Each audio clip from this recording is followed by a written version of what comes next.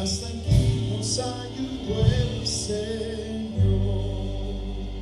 Vamos a leer una porción bíblica, después vamos a referirnos a lo que hemos estado como una serie, o sea, un estudio compartido en 3 servicios, donde empezamos hablando acerca de el día precioso, un día tremendo, cuando los muertos en Cristo resucitarán primero y luego los que estemos vivos seremos arrebatados. O sea, en un abrir y cerrar de ojos, como dice la palabra, en un átomo de tiempo, el Señor todo lo va a hacer. Y yo creo que ustedes nos damos ánimo con estas palabras, porque así comenzó la Escritura en el capítulo 4 de la primera carta a los Tesalonicenses, como diciendo, tampoco queremos que hermanos que ignoren acerca de los que duermen, como si algo extraño, como si algo que los muertos ya hubieran pasado sin esperanza, sin ayuda. Y él dice, los muertos van a revivir, van a vivir, van a resucitar. Y después los que estemos vivos seremos arrebatados. Ahora, permíteme, yo tengo que memorizar algunas cositas, pero también tengo que hacer un pequeño recuento. Y más que hay hermanos que están hoy por primera vez, como la hermanita que no es que esta primera vez, pero que no escuchó nada de lo que compartí.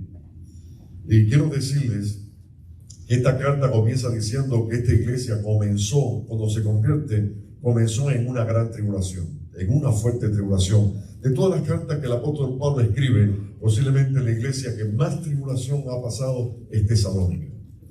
Y, por ejemplo, yo les leo en el capítulo 1, me van siguiendo si es posible, en el capítulo 1 de la primera carta, cuando el apóstol Pablo dice, a mitad del versículo, en verso 6, recibieron la palabra en medio de gran tribulación, pero dice, con el gozo del Espíritu de Dios. O sea, reconociendo la tribulación. En esa misma carta, en el capítulo 2, pero ahora en el verso 14, dice, vinisteis a ser imitadores de la iglesia de Dios en Cristo Jesús, que está en Judea, pues habéis padecido de vuestra propia nación las mismas cosas que ellas padecieron de los judíos. O sea, lo que estaba aconteciendo en Tesalónica no era nada extraño, ya había acontecido en la iglesia de Judea, y también podríamos decir, está sucediendo en nuestra iglesia. O sea, cada hermano, por favor, nosotros no estamos exentos de pasar tribulaciones, pruebas, enfermedades. Alabado sea el Señor. Creo que todos estamos en el mismo nivel, como dijo el apóstol Pedro. No te sorprenda por la hora de prueba que ha venido, como si una cosa extraña hubiese acontecido. O sea que esto no es extraño, porque Cristo nunca nos engañó. Y en el mismo capítulo, en la misma carta, en el capítulo 3, para que puedan tener la idea de las tribulaciones, en el verso 3 dice, a fin de que nadie se inquiete por estas tribulaciones. O sea que nadie se atemorice, se asuste por las tribulaciones, porque vosotros mismos sabéis que para esto estamos puestos. No sé si tengo que repetir estas palabras. O sea, no se asombren, no se inquieten por las tribulaciones que estamos pasando, como si algo extraño, alabado sea el Señor, porque nosotros estamos puestos para pasar por las pruebas. Y en el verso 4 dice, porque también estando con vosotros os predecíamos, o sea, le dábamos el anuncio que íbamos a pasar tribulaciones, como ha acontecido y ya lo pueden ver. O sea, sin duda, esta carta viene como la consolación especial. No sé exactamente, o sea, viene como lo que necesita la iglesia escuchar. Alabado sea el Señor. Nosotros tenemos conocimiento de que van a haber señales en el cielo y que van a haber pruebas. No sé si alguno de ustedes vio noticia en esta semana que acaba de terminar, de una explosión solar. No sé si alguno vio la noticia. Una explosión solar que la NASA dice que nunca jamás se había visto. Una llamarada de fuego que salió como una lengua. Y dice que lo que más le preocupaba a la NASA es que la lengua era dirigida precisamente al planeta Tierra. Y que producía vientos, o sea, tornados, vientos, de velocidades de varios millones de millas por hora. O sea, no se sabía, y todavía hay cosas que todavía se están preguntando y qué va a suceder. Pero tú y yo estamos informados que va a haber señales en el sol, en la luna, las estrellas, y que todo esto son principios de dolores, para que no nos coja sorprendido. Alabado sea el nombre del Señor. Ahora, pareciera que el problema de la iglesia tesalónica se quedaba ahí, que se podía superar, pero algo aconteció de que algunos se aprovecharon de las circunstancias, que se aprovecharon de la fuerte tribulación y comenzaron a introducir mentiras, enseñanzas que el apóstol Pablo le preocupó. Y ahora yo quiero leerle con ustedes, y si es posible, ustedes lo lean juntamente conmigo, la segunda epístola, que ahí fue donde nos quedamos. La segunda epístola a los tesalonicenses, en el capítulo 2, verso 1. Alabado sea el Señor. Ya en el capítulo 1, Pablo siguió hablando de las fuertes tribulaciones que estaban soportando la iglesia. Y hasta llegó a decir algo, porque es injusto delante de Dios pagar con tribulación. O sea, es justo delante de Dios pagar con tribulación a los que los atribulan. O sea, el tono de la voz de Pablo yo no lo puedo ver aquí, pero me estoy mirando a un apóstol enojado por las cosas que estaban sucediendo. Ahora voy a leer el capítulo 2, verso 1 en adelante, y me gustaría después leérselo en otra versión bíblica. Y es posible que algunos de ustedes tengan la nueva versión internacional o tengan otra Biblia que no sea la revisión 1960. ¿Qué Biblia tienes? Nueva versión internacional. Creo que Miguelito también usa. Hoy no la trajiste. Bueno, es posible que alguno usa una versión que... Chirino, ¿cuál tienes? Nueva versión internacional. O sea, pudiéramos leerlo en otras versiones, porque creo y necesito corroborar con ustedes lo que tengo para compartir. O sea, de manera que puedan entender lo que quiero enseñar. Verso 1, capítulo 2, la segunda carta a los tesalonicenses. Pero con respecto a la venida de nuestro Señor Jesucristo, la palabra venida aquí es la palabra parousia. Creo que algunos de ustedes me han escuchado ya repetir en varias ocasiones, en el primer estudio el jueves, en el segundo estudio que di el domingo pasado, y ahora que estoy compartiendo la tercera parte. Y vamos a ver aquí, y déjenme adelantarme un poquito, que hay tres palabras que son claves en el entendimiento de esta profecía o de esta revelación. Hay tres palabras claves. Una, parousia. Repitan conmigo, parousia. O sea, venida, manifestación, presencia de Dios. La otra palabra, emera curión. Emera significa día, curión, el Señor, o sea, el día del Señor. Vamos a ver, yo lo voy a decir donde aparece esa palabra cuando esté leyendo. Y la otra es la palabra epifanía, que también pareciera que es paralelo con lo que es la palabra parousia, pero tiene también un significado, una connotación que la caracteriza. Voy de nuevo a leer y le voy a decir dónde encuentro cada una de esas palabras. Pero con respecto a la venida del Señor, parousia, por nuestro Señor Jesucristo, nuestra reunión con Él, os rogamos, hermanos, que no os dejéis mover fácilmente de vuestro modo de pensar, ni os conturbéis ni por espíritu, ni por palabra, ni por carta, como si fuera nuestra, en el sentido, y aquí viene emera curión, en el sentido que el día del Señor está cerca. Sigo leyendo. Nadie os engañe de ninguna manera, porque no vendrá sin que antes venga la apostasía y se manifieste el hombre de pecado y el hijo de perdición, el cual se opone y se levanta contra todo lo que se llama Dios o es objeto de culto, tanto que se sienta en el templo de Dios como Dios, haciéndose pasar por Dios. Dice la palabra: ¿no os acordáis que cuando yo estaba entre vosotros os decía esto? Dice: y ahora vosotros sabéis lo que lo detiene, a fin de que a su debido tiempo se manifieste, porque ya está en acción el misterio de iniquidad, solo que hay aquí en el presente lo detiene, hasta que él a su vez se ha quitado de en medio, y entonces se manifestará aquel inicuo a quien el Señor matará con el espíritu de su boca y destruirá con el resplandor de su venida. Y aquí viene la palabra epifanía. Inicuo cuyo advenimiento es por obra de Satanás, con gran poder y señales, prodigios mentirosos. Bendito sea el nombre del Señor. Aunque parezca una repetición, la nueva versión internacional nos ayuda muchísimo. Y como otras versiones, como la Reina Valera, pero en vez de revisión 1960-2015, nos ayudaría mucho a poder entender, porque estamos ahora viendo un contexto bíblico donde algo que preocupa muchísimo, porque estamos hablando de la venida del Señor, estamos hablando del día grande del Señor y estamos hablando de una manifestación de los hijos de Dios. Ya en la carta anterior, el apóstol Pablo estaba diciendo, yo no quiero que ignoren, yo quiero que ustedes sepan de que los que murieron en Cristo, los que duermen, van a ser resucitados. Como una buena noticia, como algo importante, como algo que debiéramos nosotros también anunciar a otras personas, que nuestra fe nos hace creer que nuestro Redentor vive y que Él viene con promesa para levantar a su pueblo. Ahora, los eventos según sus órdenes, y déjenme ver si yo puedo mostrarles esto rápido y pueden entenderlo. Una cosa es el arrebatamiento de la iglesia, lo que le llamamos el rapto de la iglesia, y otra cosa es la venida o el día del Señor, el día grande de Jehová de los ejércitos. Cuando yo leo, por ejemplo, en el capítulo 4 de la primera carta, para que vean el orden, cuando leo el capítulo 4 a partir del verso 13, estoy viendo el arrebatamiento de la iglesia, o sea, los muertos en Cristo y los que estemos vivos seremos arrebatados. Pero en el 5, capítulo 5, verso 1, entonces ya no estoy viendo el arrebatamiento, lo que estoy viendo es el día del Señor.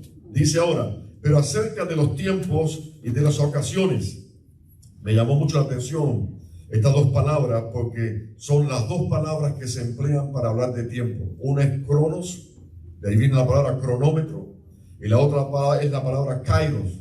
Y cuando leo aquí dice acerca de los tiempos es crono, y cuando dice acerca de las ocasiones, que otras Biblias dice fechas, se refiere a kairos. O sea, los dos términos para referirse a tiempo los empleó en un solo versículo. En otras palabras, cuando habla de crono, es un tiempo localizable, es un tiempo reconocible. Es como, por ejemplo, para poner una cita, cuando el sexto ángel toca la trompeta en el capítulo 9 de Apocalipsis, dice que va a libertar o va a soltar a 4 ángeles que estaban determinados para la hora, para el día, para el año, o sea, algo que está controlado en el tiempo que va a suceder. O sea, está diciendo el apóstol Pablo que acerca de los tiempos, de las ocasiones, de la fecha, no tenéis necesidad, hermanos, de que yo os escriba, porque vosotros sabéis, y esto pudiéramos decir que lo saben, porque el apóstol Pablo lo ha enseñado, y ahora me corresponde a mí como pastor y a todos los pastores de todas las congregaciones enseñar estas cosas, porque es necesario que lo puedan ver, porque vosotros sabéis perfectamente que el día del Señor, el Emena Curión, vendrá así como ladrón en la noche. O sea, es como especie de una expresión que va acompañada muchas veces cuando se habla del día del Señor, que vendrá como ladrón en la noche. Y si ustedes son curiosos, por ejemplo, la segunda carta de Pedro dice, pero el día del Señor vendrá como ladrón en la noche. O sea, es que un eslogan que se repite como que lo caracteriza el día del Señor. Que cuando digan paz y seguridad, entonces vendrá sobre ellos destrucción repentina, como los dolores de la mujer encinta de parto, y no escaparán. O sea, está hablando de algo que va a suceder y que le llaman el día del Señor, pero aunque diga el día del Señor, no es un solo día. Todo comienza como un día, todo comienza como un momento, pero está hablando de un periodo de tiempo donde Dios derramará de su ira y ejecutará su juicio sobre la tierra. O sea, la venida de Cristo para arrebatar a su iglesia, la parucía, nada tiene que ver, son dos cosas diferentes, con la segunda venida en gloria, cuando venga a ejecutar su juicio sobre la tierra.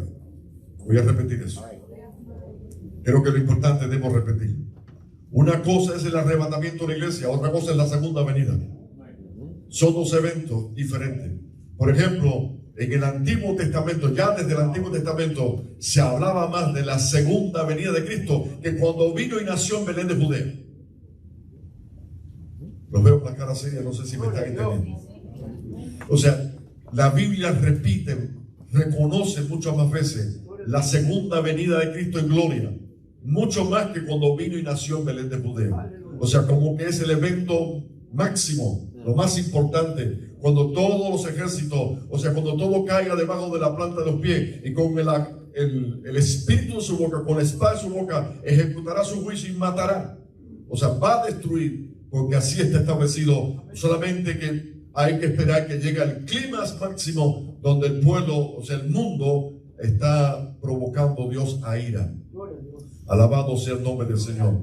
Pero algo sucedió que después, ya no sé si me entendieron lo que dije, son dos eventos diferentes. Una cosa es la venida del Señor, o sea, el rapto, el arrebatamiento, y otra cosa es el día grande de Jehová de los ejércitos, que lo habló el profeta Isaías, que lo habló el profeta Josué, y que dice, por ejemplo, en Hechos de los Apóstoles 2:20, el sol se convertirá en tinieblas, la luna en sangre. Dice, antes que venga el día del Señor, el día grande y manifiesto, alabado sea el Señor. Ahora, de repente, estamos viéndonos y encontrándonos que el apóstol Pablo lanza la segunda carta, le escribe la segunda carta a la iglesia de Tesalónica diciendo, y es aquí importante ahora cuando voy a interpretar, porque la interpretación aquí es cuidadosa, no sé qué otra palabra, debo tener mucho cuidado que ustedes puedan ver, que puedan conmigo ratificar o poder, como se dice la palabra, corroborar con lo que estoy compartiendo con las demás escrituras que estoy mencionando. O sea, con respecto a la venida del Señor, y quiero leérselo en la otra versión para que vean cómo ayuda. Ahora bien, hermanos, que en cuanto a la venida, la parucía de nuestro Señor Jesucristo y nuestra reunión con Él, le pedimos que no pierdan la cabeza, ni se alarmen por ciertas profecías que han surgido, ni por mensajes predicados, ni por cartas supuestamente escritas por nosotros los apóstoles, y digan, ya llegó el día del Señor. Ahora, yo quiero que ustedes me digan, ¿qué notan cuando digo que ya llegó el día del Señor? Si usted lo lee en su Biblia, ¿qué diferencia pueden ver? Voy a repetir. En esta versión bíblica y en otras versiones que pudiera mencionar, dice, ya llegó el día del Señor. Pero en la Biblia que estamos mayormente compartiendo nosotros, dice, el día del Señor está cerca. No es lo mismo decir, el día del Señor está cerca, que decir que ya llegó. Estoy caminando con ustedes y yo quisiera cubrirle todo lo que más que puedan explicarle, y por eso me pongo un poquito así como que quiero que puedan entender esto. No es lo mismo decir el día del Señor está cerca que el día del Señor ya llegó, ya comenzó. Ahora, ¿por cuál de los dos ustedes creen que nos pudiéramos ir? Yo les he enseñado, he compartido inclusive en el seminario que nosotros podemos coger un interlineal griego. Hoy no lo traje. Espero que tengan un voto de confianza por lo que estoy diciendo y lo puedan corroborar después. Que cuando leemos en los originales no dice está cerca, sino dice ya comenzó el día del Señor. Ya comenzó a caer los juicios de Dios sobre la tierra. Alabado sea el Señor. Ya se puede sentir, ya se puede apreciar cómo está el mundo, cómo está el clima del mundo, cómo está el orden de la gente, cómo es el carácter de los hombres para el último tiempo, como el apóstol Pablo enseña. O sea, hombres amadores de sí mismos, vanagloriosos, soberbios, y de ahí viene la palabra apostasía también. O sea, rebeldía, la rebeldía del mundo contra Dios. O sea, ya ustedes no son muy agradables ante el mundo, ya ustedes son piedras de tropiezo ante el mundo. Hay ciertos movimientos en este mundo que a la iglesia no le cae bien, porque la iglesia no se calla la boca. O sea, no que seamos protestantes, pero no estamos de acuerdo con lo mal hecho. No podemos llamarle bueno a lo malo, ni malo a lo que es bueno. O sea, hay una diferencia notable y que ya la podemos sentir. O sea, ahora, lo que quiero explicar, lo que quiero que me entienda, es cuando leo a partir del verso 3 del capítulo 2.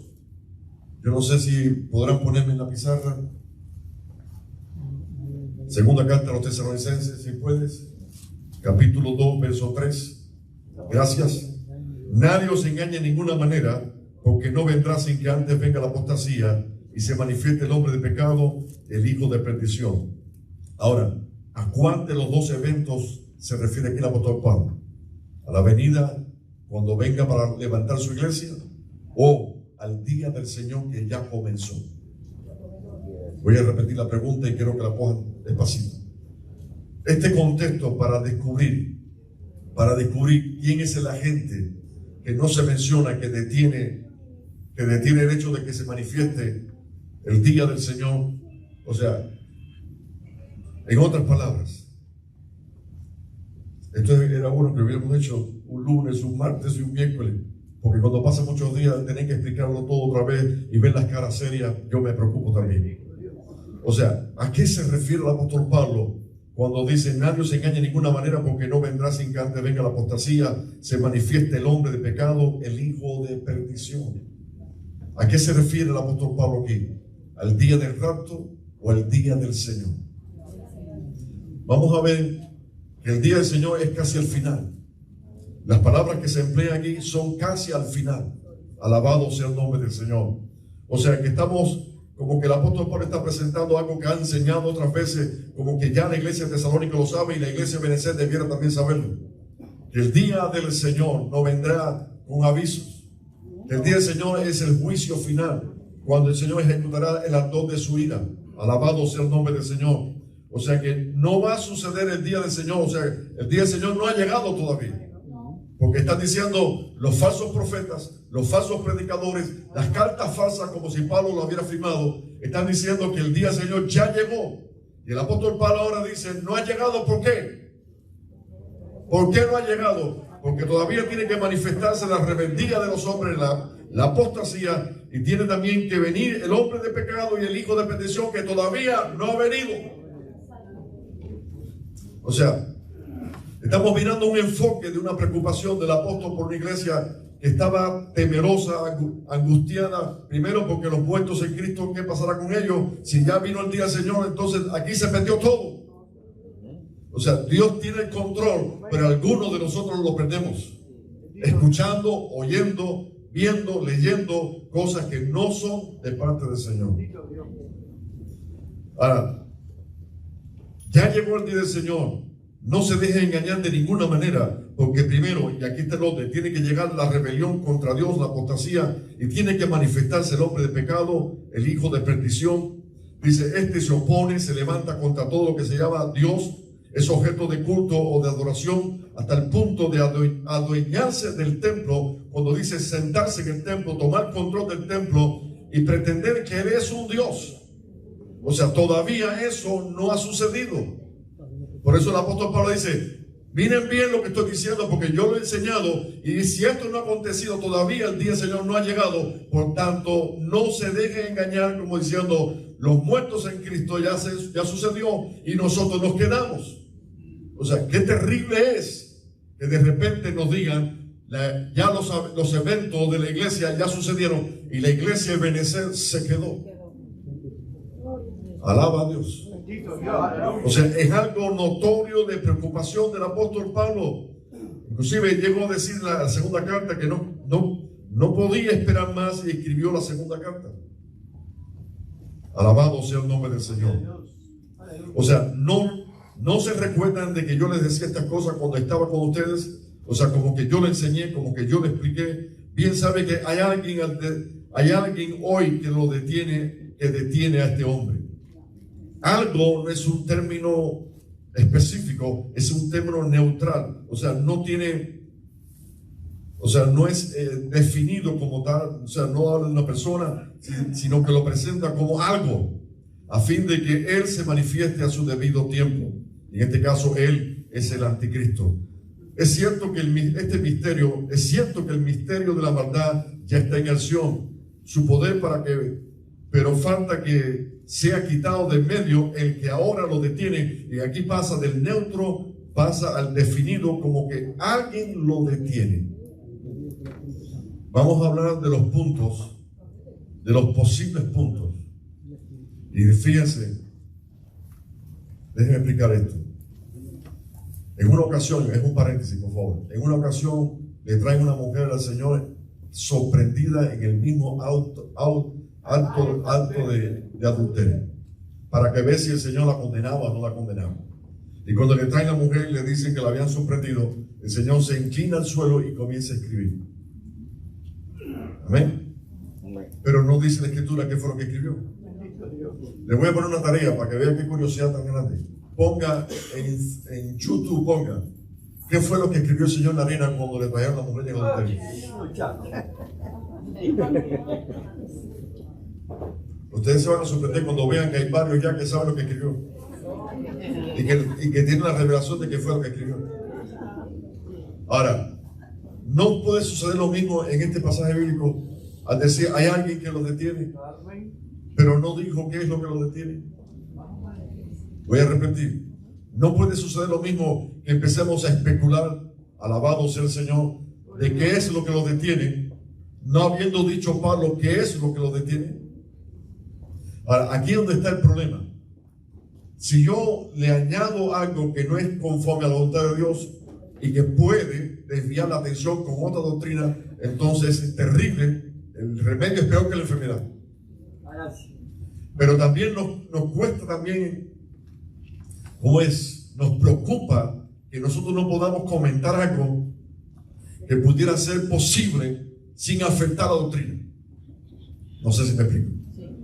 O sea, pudiéramos ver algunos paralelos, pudiéramos ver algunos comentarios del apóstol Pablo en otras epístolas, no sé, algo que nos ayuda a entender qué puede ser, qué es eso o qué es aquel que lo detiene todavía hasta que a su vez se ha quitado del medio. Entonces se manifestará el inicuo, el hijo de pecado, el hijo de perdición, el anticristo, la bestia, el nombre que usted quiera ponerle. O sea, tiene que manifestarse, pero no se ha manifestado porque hay algo que lo detiene o alguien que lo detiene. Si lo vamos a ver desde el punto de vista neutro como algo, vi una nota de un teólogo que decía otro gobierno. Usted se imagina otro gobierno mundial luchando contra el gobierno del anticristo que tiene todo el apoyo y todo el respaldo del príncipe de este mundo. ¿Podrá otro gobierno mundial paralizar, oponerse o impedir que se manifieste? Me cuesta trabajo pensar que sí. Por lo cual, no le estoy recomendando que se vayan por esa línea. En otras palabras, tiene que haber algo mucho más fuerte, más grande, más poderoso. O sea, tiene que llevar a los niveles, tenemos que ir a los niveles donde sea Dios o la actuación de Dios de alguna manera para que pueda detenerlo. ¿De qué manera puede ser una actuación? La iglesia llena del Espíritu de Dios. Y que si en cierta manera coincide con la iglesia va a ser quitada. No sé si me estoy explicando. Si la iglesia va a ser tomada por el Señor con voz de mando, con voz de arcángel, con trompeta de Dios, y dice, dará la orden y los muertos en Cristo resucitarán, y después los que estemos vivos seremos transformados y arrebatados, llevados al cielo. O sea, como que la va a quitar del medio. Es Dios que la va a quitar del medio, y al quitarla del medio le deja la vía libre. Alabado sea el Señor. Pero algunos dicen, no sé, no estoy convencido. Entonces lo ponemos ahí en nuestra balanza, en el platillo A una, en el platillo B otra, y decimos, posiblemente sea la iglesia. No estoy diciendo 100%, es posible, tiene respaldo, tiene apoyo bíblico, tiene razón, no perjudica, no altera doctrina. Voy a repetir, no altera la doctrina, no me desvía la atención, no me despista. O sea que si yo creo en esto, no estoy haciendo nada incorrecto. Es posible que así sea. Amén. ¿Cuál es la otra? Quita la iglesia y pone solamente la presencia del Espíritu Santo. Y yo digo que si a la iglesia le quitas el Espíritu, dejó de ser iglesia. O sea, hablamos de Hechos de los Apóstoles, pero si no está el Espíritu Santo, los Hechos de los Apóstoles para nada sirven. De nada, para nada sirven. O sea, más o menos es lo mismo entonces. Pero algunos dicen, el Espíritu no va a ser quitado. Porque la palabra en Joel, cuando habla del día, que aunque Pedro dijo, esto es lo que es escrito por el profeta Joel, capítulo 2 de Joel, cuando habla acerca del derramamiento del Espíritu, también ahí lo pone Joel, lo pone para el día donde la restauración de Israel, cuando el día cuando el sol se oscurecerá, la luna no dará su resplandor. O sea, cuando habla del día grande, el día, el mera comunión de Dios va a suceder. O sea, yo no creo que Dios va a quitar su espíritu. Pudiéramos decir que se ha hecho a un lado, es otra palabra. Pero que se quita, que se vaya. El Espíritu de Dios estuvo desde el principio, cuando Dios creaba los cielos y la tierra. Ahí se movía el Espíritu, y el Espíritu va a estar hasta el final cuando sea restaurado, la plena restauración de Israel. O sea, ¿quién puede quitar? ¿Quién lo puede quitar? Absolutamente nadie. O sea, pudiéramos aceptar que sea el Espíritu de Dios, pero no que va a ser quitado, sino como que cederá paso para que lo pueda hacer. ¿Me están siguiendo? Eso tampoco altera, eso tampoco perjudica, eso no nos lleva a una doctrina diferente que pudiera traer trastornos o preocupación, sino que pudiera ser posible, y lo sigo colocando en mi platillo B. El A, ya les dije, gobierno, no me gustó, pasó el otro. Ahora, vamos a ver dos más. Ustedes pueden entrar a una biblioteca, a una librería, y preguntar, porque en estos días se lo dije, no sé si alguno fue, pregunten comentarios bíblicos. acerca de apología, perdón, en este caso, escatología. Gracias, a mí los nombres se me borran un poquito de repente. O sea, libros de escatología, comentarios de escatología, libros o comentarios de Apocalipsis, y va a encontrar que hay muchísimos comentarios y no todos concuerdan, no todos llegan a al mismo convencimiento. Este es un tema difícil y yo creo que es bueno que lo compartamos y es bueno que lo podamos estudiar, y de la manera que lo estoy haciendo es para que ustedes puedan apreciar entre uno y otro cuánto valor tiene lo que estoy diciendo. Otro que mencionan en los comentarios de los teólogos que lo puede tener es el arcángel Miguel, porque dicen que es el príncipe, uno de los mayores príncipes, que está de acuerdo con el pueblo de Israel, es un guardador del pueblo de Israel. Ahora, tengo un problema con eso. En Daniel capítulo 12, cuando habla precisamente del arcángel Miguel, dice: en aquel tiempo se levantará. ¿En aquel tiempo qué tiempo se refiere? Al tiempo de la gran tribulación. Y después les voy a decir por qué tengo problemas. Porque usted dirá, no, concuerda con la gran tribulación. Repito, en aquel tiempo se levantará Miguel, el gran príncipe que está de parte de los hijos de su pueblo, y será tiempo de angustia, cual nunca fue desde que hubo gente hasta entonces, pero en aquel tiempo será libertado tu pueblo y todos los que se hallen inscritos en el libro. O sea, concuerda con el último tiempo, pero no concuerda con las palabras que dice: pero ya está en acción, dice el apóstol Pablo, el misterio de la iniquidad, solo que al presente hay alguien que lo detiene. En otras palabras, el que lo detiene no apareció solamente para el último tiempo, tiene que estar desde el principio. Y en el principio no me hablan de Miguel deteniendo esta obra, sino deteniendo, por ejemplo, cuando Gabriel vino con un mensaje a Daniel, dice que el príncipe de Persia, que es como un demonio, se opuso y Miguel vino en ayuda. Pero no está diciendo que sea para términos generales, sino términos específicos, porque lo pone como el gran príncipe de Israel. O sea, quien guarda el pueblo de Israel. O sea, lo voy a pasar para la balanza del platillo A.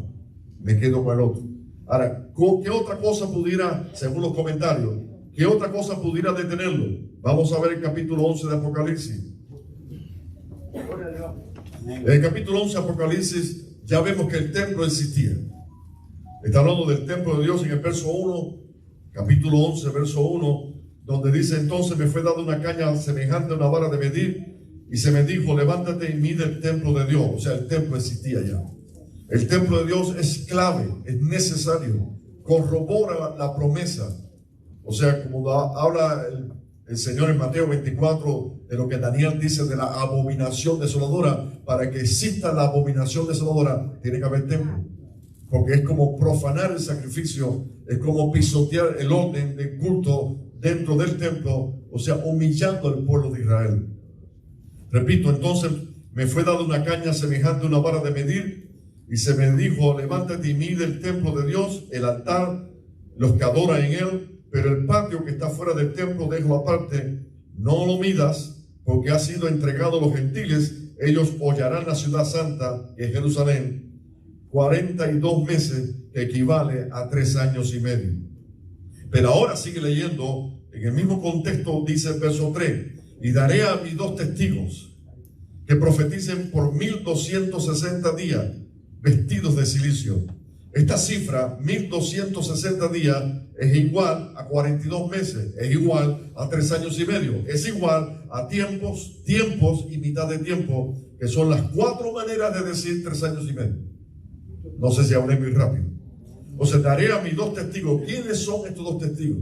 Si ustedes leen el libro de Zacarías, estamos hablando de 2 ungidos, donde se vierte sobre ellos el aceite, la unción, y que Zacarías mismo preguntó: ¿y estos quiénes son? Como que no entendió absolutamente nada. Muchas de las revelaciones que Dios dio a su siervo los dejaba sin entendimiento, y Dios tenía que venir y darle la explicación. No solamente a esto, cuando el Señor hablaba en parábola, tenía que explicarle a los discípulos las parábolas, porque tampoco las entendían. Y qué bueno es poder entender la Escritura, porque aquí se disfruta cuando entendemos, pero cuando no entendemos es un desastre. O sea, en 3 años y medio estos 2 testigos van a estar presentes dentro del pueblo de Israel. Y fíjense ahora, ustedes se recordarán que en el mismo libro de Daniel habla de la tribulación, que será dividida en 2 tiempos: 3 años y medio, más otros 3 años y medio. A la primera mitad, al principio, se le conoce por tribulación. O sea, se habla de tribulación, pero no de la misma manera que se habla de la tribulación del segundo periodo de tiempo de 3 años y medio. O sea, a una le llaman tribulación, para la otra le llaman mega tribulación. O sea, algo diferente. Es tribulación, una es tribulación, pero la otra es peor todavía. Y yo creo que ahí está la diferencia entre lo que es el pueblo de Dios, donde se identifica, donde se puede ver el pueblo del Señor. Ahora, ¿por qué mencionan a estos dos ungidos, a estos dos candelabros, a estos dos personajes que el libro de Zacarías los presenta? Porque dice la palabra, dice que ellos, algunos que quieran dañarlo, sale fuego de la boca de ellos. Me llama la atención que no dice en singular de uno de ellos, sino que dice en plural, los dos cuando hablan, de su boca puede salir fuego del cielo y los puede consumir.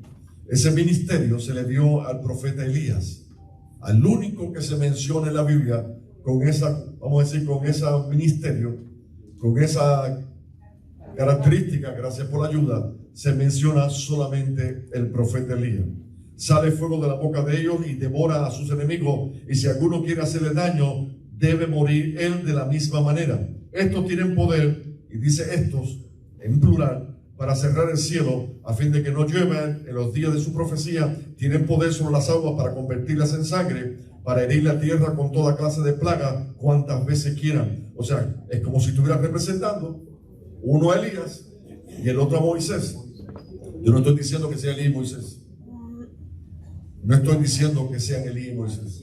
Porque vi un pastor enojado porque decía, ¿quién les dijo a ustedes que es Elías y Moisés? Yo no lo dije, ni lo estoy diciendo. Pero está diciendo que tuvieron características que tuvieron Elías y tuvieron Moisés. ¿Alguien me está escuchando? ¿Me está entendiendo? Ahora, es un poder que tienen, es algo que Dios les otorgó para si alguien quiere hacerle daño, o si alguien quiere detener la obra. O sea, ¿qué están haciendo estos dos olivos? Están metidos dentro del pueblo de Israel. En otras palabras, si usted fuera Dios, y qué bueno que no es Dios,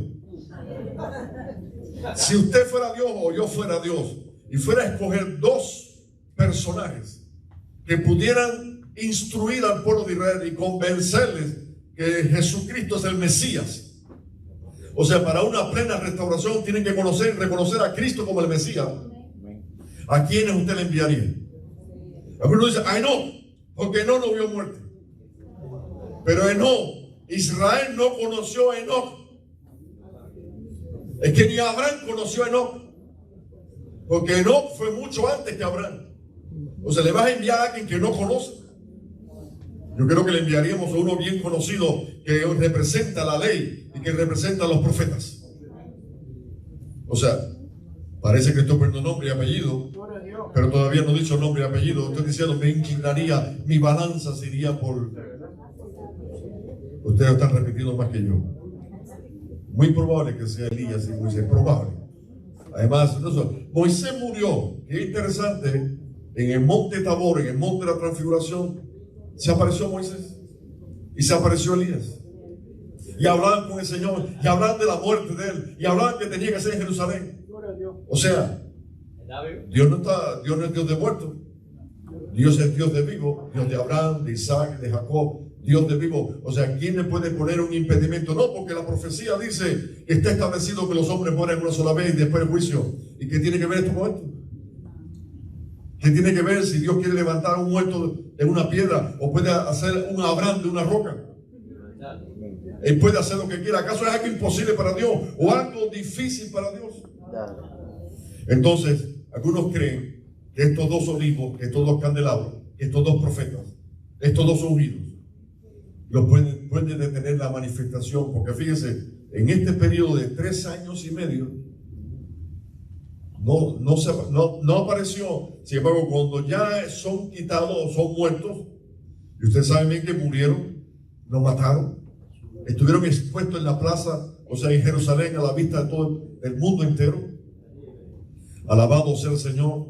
Y esto yo quiero decirles algo: si usted quiere ver algo terrible para un judío, para alguien israelita, es que no le den sepultura, que no le entierren o que lo quemen.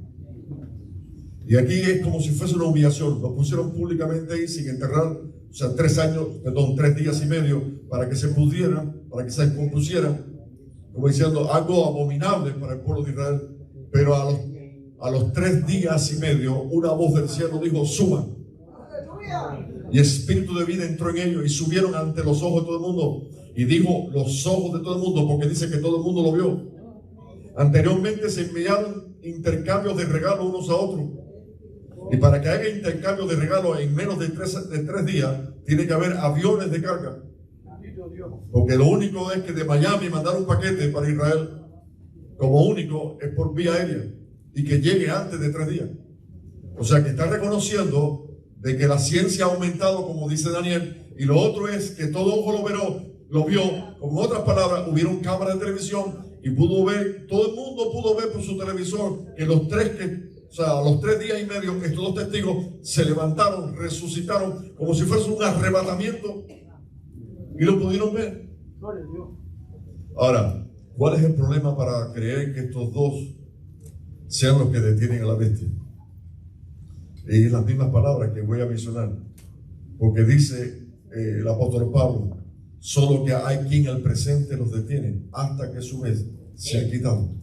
O sea, al presente, en los días de Pablo, este espíritu estaba siendo retenido, no se podía manifestar ante Cristo porque estaba presente el que lo detenía. Pero Moisés y Elías no estaban presentes desde el principio para detenerlo. Entonces cógete y lo paso para el patillo A de nuevo. O sea, no creo que sea Miguel por esto, por aquello y lo otro que comentamos. No creo que sea ni Moisés ni Elías. Supuestamente los 2 olivos quitó Moisés y Elías para que nadie me condene. O sea, porque algunos se molestan cuando dicen no dice nombre. Es verdad, no dice nombre, pero da características.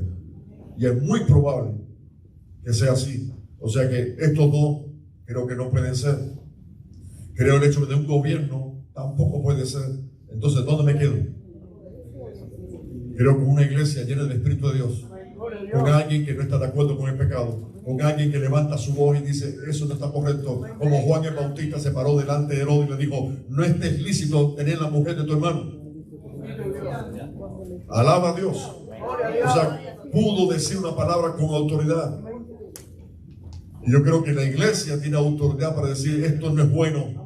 Tenemos la predicación del evangelio que dice lo que es bueno, lo que es malo, lo que le gusta a Dios, lo que no le gusta a Dios. O sea, hay algo que los retiene. Mis hermanos, ustedes no caen bien. Yo no soy un protestante, pero no estoy de acuerdo con las cosas malas que se hacen.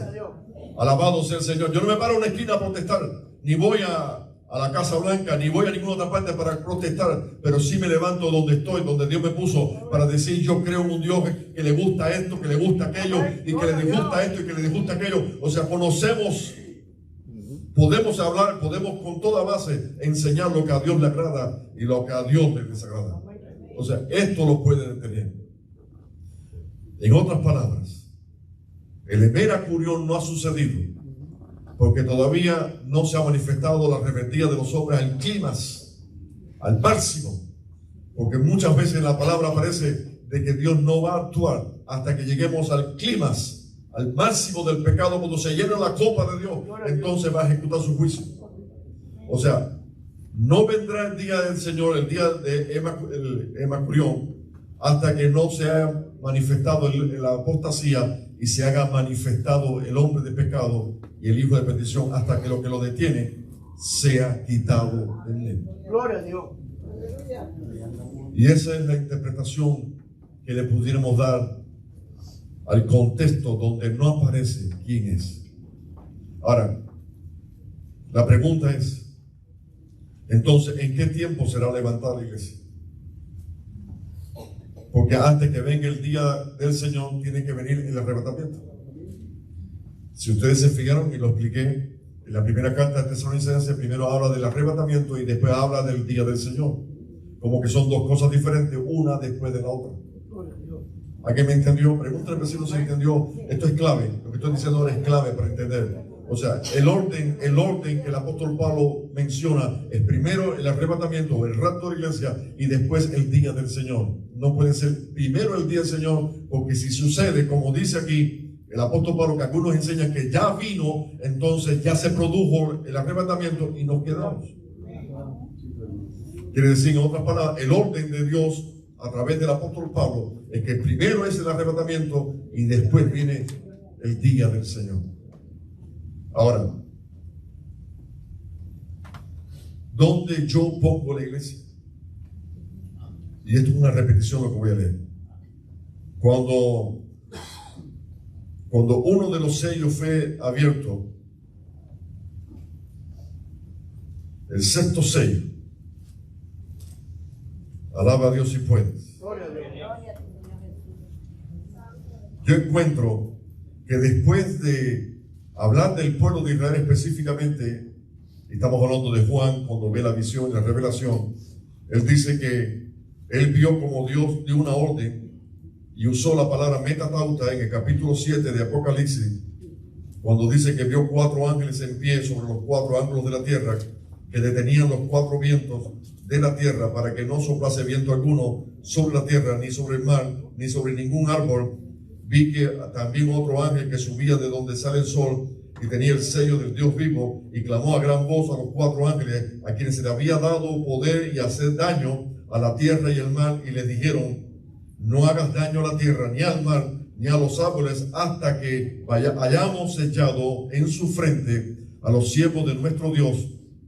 Y se refiere a Israel y comienza a decir los sellados y menciona a 12,000 sellados por cada tribu de Israel. O sea, específicamente, después que habla de esto con relación a Israel, ahora hay otro metatauta en el verso 9 y dice la escritura, y es una repetición porque lo dije el jueves pasado y ahora lo quiero volver a repetir.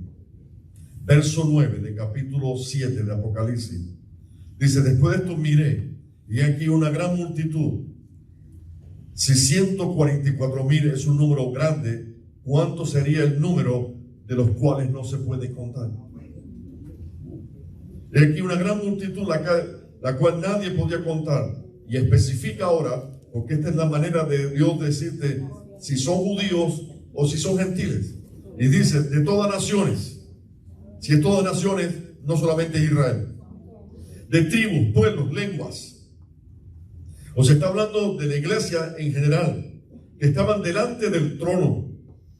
Y fíjense que estaban ya arriba en el cielo, en presencia del Cordero, vestido de ropa blanca y con palmas en las manos. Algo parecido a los niños cuando entraron hoy con las palmitas, como diciendo la entrada triunfal. Y aquí está hablando de una entrada triunfal de la iglesia en el cielo. Vamos, diga conmigo: entrada triunfal en el cielo. Y clamaban a gran voz diciendo: la salvación pertenece a nuestro Dios, que está sentado en el trono, y al Cordero. Y todos los ángeles estaban en pie alrededor del trono y de los ancianos, de los 4 seres vivientes, y se postraron sobre sus rostros delante del trono y adoraron a Dios. O sea, está viendo algo lindo en el cielo. Déjeme dar un pequeño salto. Voy a brincarme la parte, o saltar la parte donde un anciano preguntó: ¿y estos quiénes son y de dónde han venido? Entonces dice: yo le dije: Señor, tú lo sabes. Y él me dijo: estos son los que han salido ¿de dónde? Ahora, pudiéramos reconocer el término tribulación en la primera mitad, en la segunda mitad o en todo el tiempo. Y le dije hace un ratico, no sé si alguien captó la idea, que cuando hablamos de los 7 años que Daniel reconoció que estaban establecidos sobre el pueblo de Israel, para traer, o sea, para perdonar el pecado, para establecer el reino, para edificación del pueblo de Israel. Cuando hablamos de este término 7 años, están divididos en 3 años y medio y otros 3 años y medio. Los primeros 3 años y medio, algunos dicen que no es tribulación, pero la Biblia lo reconoce como parte de la tribulación. Pero cuando hablamos de la segunda mitad, estamos hablando de la mega tribulación, la que nunca ha habido, la que nunca ha existido, la que realmente va a sorprender. Entonces, dice aquí, le dije: Señor, tú lo sabes. Y él me dijo: estos son los que han salido de la gran tribulación. Algunos creen la segunda, algunos creen de la primera, y otros en el mismo término medio. Cuando los 2 candelabros, cuando los 2 testigos sean quitados del medio, entonces se manifestará el inicuo. En otras palabras, en el mismo medio no termina la primera y empieza la segunda. Ahora, dice aquí ahora: Le han lavado sus ropas y la han emblanquecido con la sangre del Cordero. Por esto están delante del trono de Dios, le sirven de día y de noche en su templo, y el que está sentado sobre el trono extenderá su tabernáculo sobre ellos, y ya no tendrán hambre ni sed. El sol no caerá más sobre ellos, ni calor alguno. Y fíjense las palabras: ya no tendrán hambre, ya no tendrán sed. El sol no caerá sobre ellos, ni calor alguno, porque el Cordero que está en medio del trono los pastoreará y los guiará a fuente de agua viva. Y Dios enjugará, porque lloraron, enjugará toda lágrima de los ojos de ellos. En otras palabras, este arrebatamiento, porque ya está en el cielo, sucedió en momentos de angustia, pero todavía falta el ay, el último ay. Cuando diga ay de los habitantes de la tierra para aquellos días. Bendito sea el nombre del Señor. O sea, no tenemos una revelación del apóstol Pablo de quién es que lo detiene, pero pudiéramos pensar en algunas cosas que no alteran la doctrina y que sí pueden ser reales, que lo puedan detener. Y sobre todo lo que tenga que ver con Dios. No sé si se han fijado en un detalle: los nombres que terminan con él, todos tienen que ver con Dios. Ese él es Elohim. Por ejemplo, Miguel, Gabriel, Rafael, Israel. O sea, todos los nombres que terminan con él significa algo con respecto a Dios. O sea, algo con respecto a Dios lo detiene. Gloria a Dios. Algo con respecto a Dios, o el mismo Dios, a través de su Espíritu, lo puede detener. No nos debe preocupar el hecho de que no tengamos un nombre. Lo que nos debe preocupar es que cuando el Señor venga nos halle. Nos halle sirviendo. Porque algunos dicen: si yo supiera el día y la hora, no lo vas a saber. No lo vas a saber el día y la hora. Pero si yo lo supiera, yo me prepararía. Pero yo te aconsejo que, aunque demore todavía un poco de tiempo, desde ahora estés preparado, porque te puede sorprender no el día del Señor, sino te puede sorprender la muerte. Y está establecido que muera una vez y después del juicio. O sea que debemos estar como si Él viniera hoy, estar con el Señor a cuentas. Alabado sea el nombre del Señor. ¿Cuál fue el objetivo del estudio? Poder ver los enfoques diferentes y poder ver esto del orden de Dios acerca de cuando Él venga por su pueblo. Primero, el arrebatamiento. Segundo, el día del Señor, como el día de la consumación, el día terrible, el día espantoso. Alabado sea el nombre de Jesús. Alabado sea el Señor. Donde muchas veces está buscando, dice, el día grande y terrible. 6 veces dice el día grande y terrible. 4 veces como el día de la venganza. O sea, algo que no ha sucedido y que va a sorprender, y que no va a haber otro día como ese en toda la tierra. Y dice: los que predican la justicia a eterna o perpetua luz, como las estrellas del cielo, serán llevados.